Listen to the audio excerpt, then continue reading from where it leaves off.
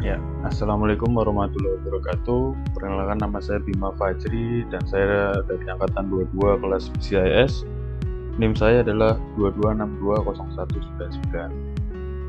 Di sini saya akan mempresentasikan hasil tugas digital bisnis saya.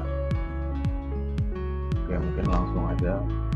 Jadi saya sudah membuka Visual Studio Code dengan folder toko kita di dalamnya.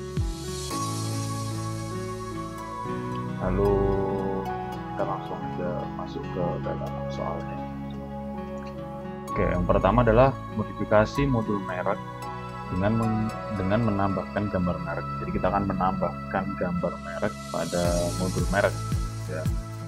Nah, untuk di sini ini berarti akan berada di dalam dashboard admin ya, karena kita akan menambahkan merek, kita akan mengubah sesuatu yang berada di dashboard admin. Jadi langkah pertama adalah kita harus memastikan bahwa database untuk gambar ini telah ada. Oh ya, disclaimer, saya menggunakan Laragon, bukan PHP admin, bukan XAMPP, karena saya sudah terbiasa dengan Laragon dan sudah familiar dengan Laravel. Jadi saya jujur jarang menggunakan XAMPP ya. Saya lebih nyaman menggunakan Laravel. Mungkin kita masuk aja ke ini langsung untuk membuka database-nya. Nah, jadi langkah yang pertama harus kita pastikan terlebih dahulu adalah kita memiliki ID gambar. Maksudnya kita menambahkan gambar pada database merek, menambahkan kolom gambar merek. Sudah saya tambah. Kita bisa menggunakan query atau menambahkan manual, bisa terserah.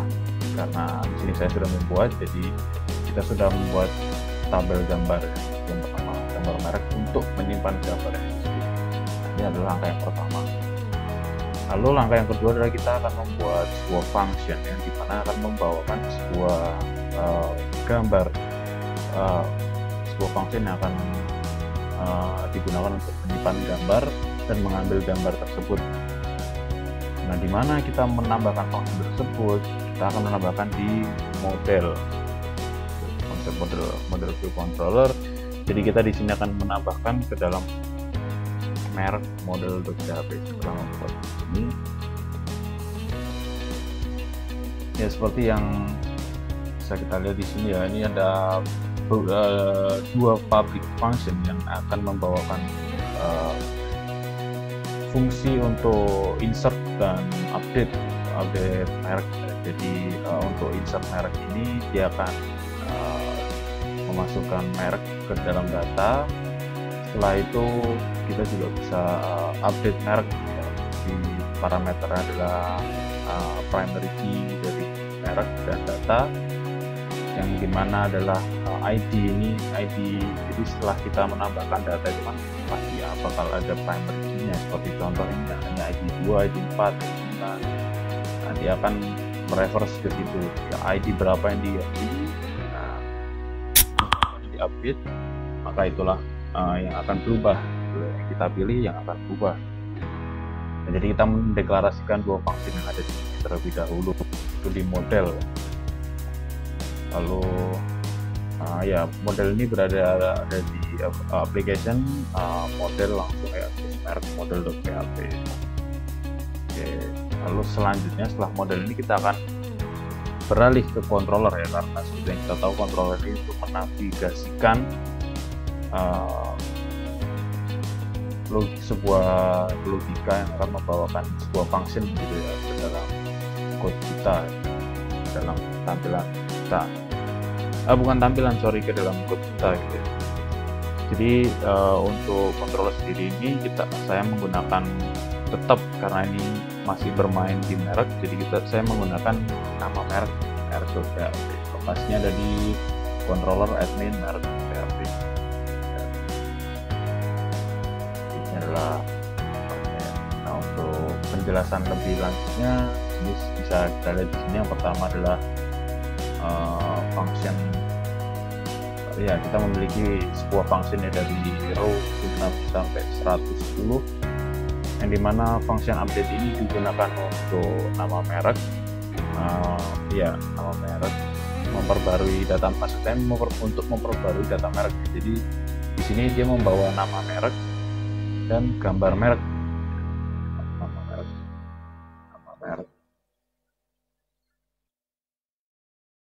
Lalu selanjutnya kita akan masuk ya ke validasi ya, bahwa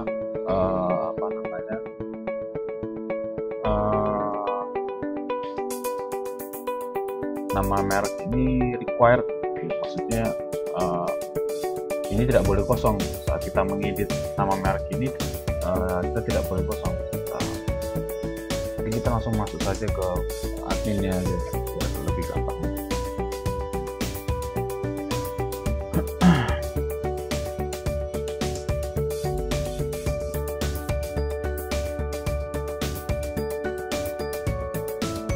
Saat kita ingin mengedit sebuah merek, ini kita bisa membiarkan nama ini kosong. Di sini field-nya required. Terus ini adalah statement if else ya, jadi jika validasi gagal gitu ya, validasi, maka dia akan mengembalikan ke form edit. Setelah itu bawahnya adalah jika berhasil, ini kan jika false nih, maka jika true, dia akan menyimpan ke variabel data gitu ya. Ini nanti digunakan untuk update ke database. Jadi nama merek ini akan metodenya adalah post dan nama merek. Terus bawahnya ini untuk mengkonfigurasi gambar ya, ini adalah beberapa statement untuk konfigurasi gambar, yang dimana pad uploadnya disimpan di mana, tipenya apa, max size-nya berapa. Max size ini dalam bentuk kilobyte ya, jadi 2048 ini berarti sekitar 2 MB, sekitar 2 MB, karena 1 MB nya 1024. Lalu selanjutnya ini file name ya. Setelah itu di bawahnya lagi ada proses untuk upload file. Jadi if this upload to upload gambar merek, dia akan upload gambar merek. Terus setelah itu dia akan menyimpan data file hasil upload ini ke data gambar merek, terus dengan upload data file name. Lalu selanjutnya di bawahnya ini digunakan untuk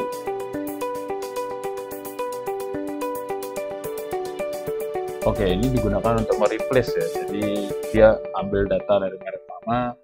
Jika ada gambar sebelumnya, agar file tidak menumpuk, maka data yang sebelumnya akan dihapus. Error. Nah, apabila uploadnya sukses gitu ya.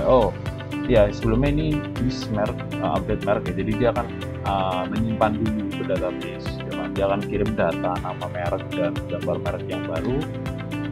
Setelah itu apabila sukses ya, maka sesinya akan mengeluarkan alert plus data sukses, merek berhasil diperbarui. Kita akan langsung masuk ke demonya. Kita akan mengedit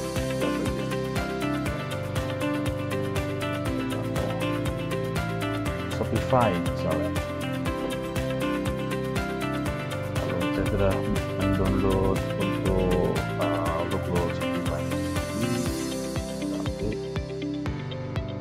sukses, merek berhasil diperbarui. Seperti yang ada di sini ya, sukses, merek berhasil diperbarui. Jadi ini telah dibuktikan bahwa metode ini berhasil. Dari row 76 yang membawa function untuk update ini adalah berhasil 110. Apabila kita menekan OK ya, kita akan dikembalikan ke admin merek direct gitu. Jadi yang ini adalah untuk soal yang nomor 1. Mari kita lanjut ke soal yang nomor 2. Oke, jadi di soal nomor 2 ini kita mungkin akan melihat soal yang terlebih dahulu.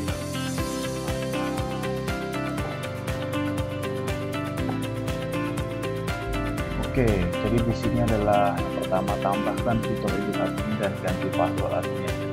Ya, edit admin dan ganti password admin, berarti kita akan mengedit sebuah data yang ada di tabel admin, termasuk password. Jadi sudah jelas langkah yang pertama kita perlu butuhkan adalah kita harus memastikan bahwa kita memiliki tabel admin. Ya, ini adalah database-nya. Sudah lengkap ya, jadi kita memerlukan password dan kita akan memerlukan beberapa data yang nantinya akan kita rubah di website kita. Jadi referensi pada soal ini kita memiliki password dan kita memiliki data admin yang akan dirubah ya. Jadi langkah pertama ini ya memastikan bahwa kita memiliki elemen-elemen yang akan dirubah nantinya di database. Lalu selanjutnya kita akan masuk ke dalam masing dashboard. Kita sudah login. Nah, ini kita dapat mengganti nama.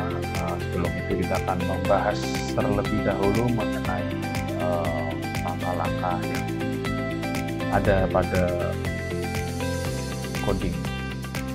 Nah, jadi yang pertama itu pastikan, lalu yang kedua kita akan membuka ke model,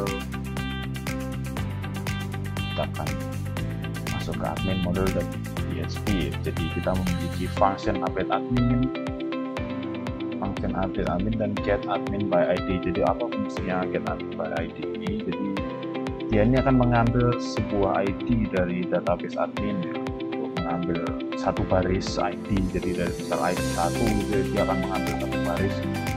Sebagai contoh sebagai berikut, ID 1 maka dia akan mengambil data satu baris. Lalu setelah itu update admin ya. Jadi untuk update admin ini ya dia akan mengupdate, dia bisa mengupdate dan dia akan mengambil parameter adalah ID dan data adminnya itu sendiri. Jadi kalau misalnya adminnya tidak ada, maka apabila tidak empty passwordnya, maka dia akan caching passwordnya.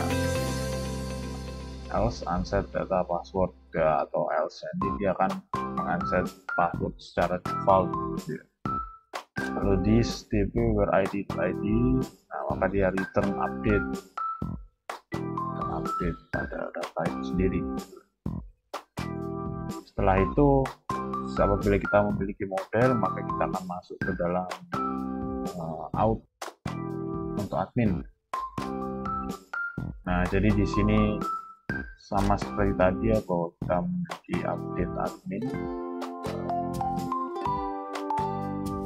Ya, jadi di sini kita memiliki function update ya. Kita menulis huruf function ada di sini. Jadi dia mengeset terus terlebih dahulu untuk beberapa kriteria. Yang pertama ini namanya, maka dia minimal itu 3 panjangnya ya. Jadi dan email ini tipe datanya email, bukan tipe data, tipenya itu adalah email yang harus disebutkan, dan password ya kata sandi gitu ya, minimal adalah 6 karakter. Nah, jadi dari baris 58 sampai 85 ini adalah function untuk update admin gitu ya. Jadi kalau misalnya if false, apabila form validation error false, maka dia akan balik ke settings. Apabila else atau true ya, kan ini kan yang pertama ini kan if-nya false ya, maka else-nya adalah true data, nah maka tadi diperbolehkan input nama, email, dan password. Setelah itu kita update, jadi dia akan menyimpan update-nya sendiri ya. Yang bisa kita lihat, setelah itu akan mengeluarkan alert sukses pengaturan akun berhasil diperbarui, lalu dari direct ke settings. Kita akan coba langsung saja. Jadi seperti contoh ini ya, untuk nama minimal 3 apabila kita masukkan 2 maka tidak bisa ya, jadi bakal ada require itu sendiri, seperti contoh Bima nama saya sendiri. Lalu untuk kata sandinya Bima misalnya ya, seperti contohnya adalah 6 karakter. Dan emailnya pun juga harus menggunakan @gmail.com ya, apabila hanya admin maka tidak bisa gitu, harus pakai @gmail.com karena tipenya adalah mail ya. Oke.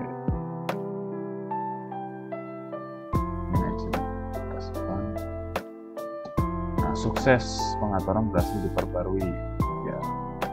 Ini dia menampilkan kolom sukses, alert sukses dan pengaturan berhasil diperbarui. Selanjutnya akan redirect balik ke settings lagi ya, ke sini lagi.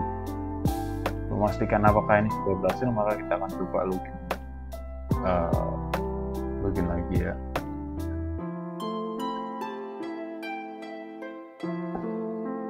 Yap. Datanya juga sudah berhasil diperbarui dan seperti yang kita lihat di sini ya sudah diganti ya, jadi ini Bima dan passwordnya sudah di hashing sendiri. Oh iya, untuk jelas ini bakal ada view-nya, folder view-nya saya berubah. Jadi view-nya itu adalah profile.php di folder saya. Nah di sini kita ini untuk usernya.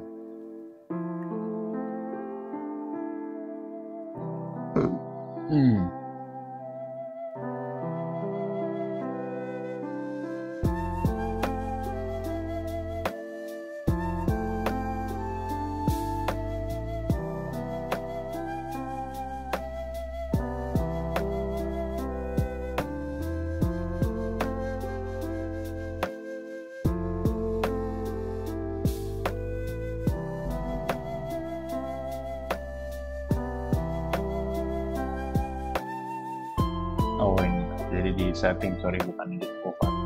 Jadi di setting ini dia akan mengeluarkan ya ini ada teks, nama, terus email, type-nya email seperti tadi ya, kita tidak bisa kalau misalnya tanpa menggunakan gmail.com, dan ini adalah password. Jadi ini adalah HTML-nya atau front end-nya dari tampilan settings tadi. Tampilan ya akan tersimpan di file settings.php dalam folder view admins. Sorry tadi untuk edit user ya sebelumnya. Oke, seperti itu. Itu adalah untuk soal nomor 2. Kita akan lanjut ke soal nomor 3. Oke, baik. Lalu selanjutnya kita akan menuju ke nomor 3. Saya akan close terlebih dahulu. Bisa mulai dari awal. Ya, jadi kita akan melihat soal nomor 3 terlebih dahulu.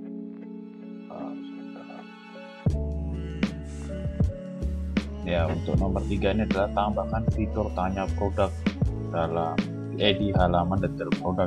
Jadi di halaman detail produk, misal kita membuka sebuah produk nih. Nah, kita akan memiliki untuk mengajukan pertanyaan. Nah, di sini di mana ajuan pertanyaan ini berada dalam kode. Kita akan balik ke kodenya dan kita akan membuka yang pertama ini. Kita akan memastikan di controller bahwa ada sebuah function yang digunakan untuk menanyakan produk. Jadi di product.php ini di dalam controller. Nah, kita memiliki sebuah public function. Yang pertama tanya produk yang membawakan parameter product ID gitu ya. Jadi yang pertama ini dari blok 323 sampai 327. Dari yang pertama ini digunakan untuk menanyakan ID produk.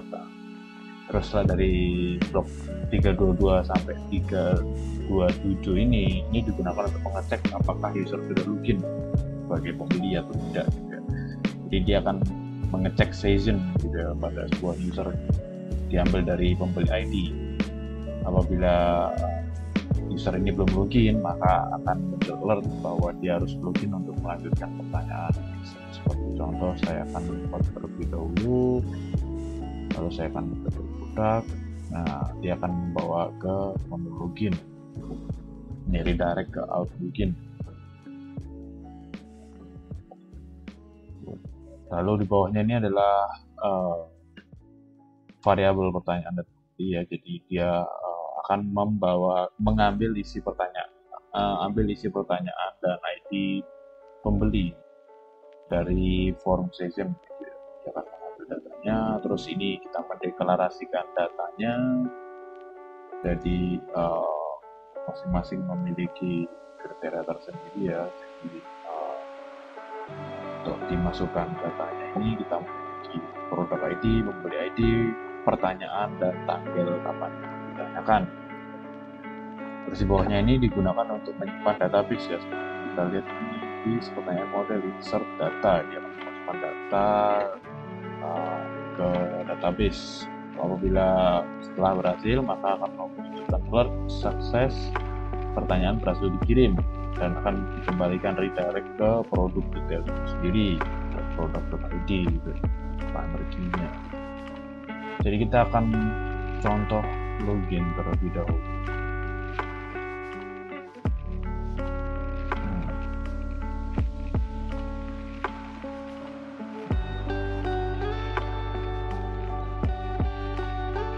Mungkin kita mulai dari register saja.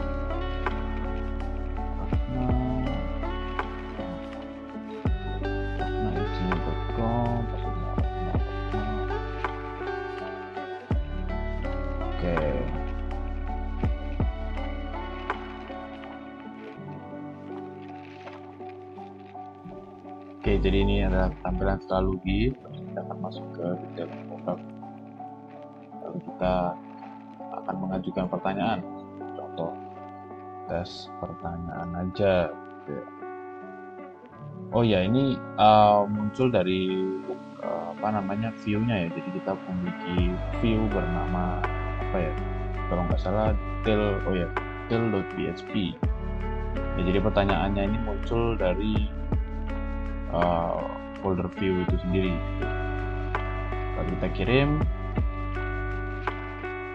Mungkin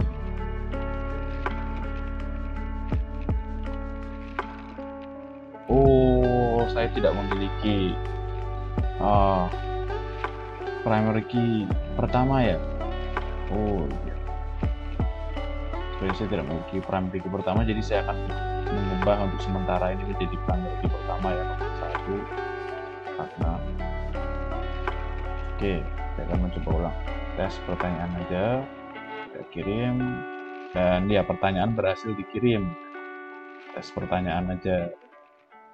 Lalu kita akan masuk ke tabel pertanyaan, dan ya, sudah masuk ya. Jadi pertanyaannya ini sudah masuk ke dalam database, tes pertanyaan ada, dan statusnya adalah pending, serta dengan variabel-variabel yang dibawakan tadi ya, ada tanggal, pertanyaan, pembeli ID, produk ID, dan macam-macam.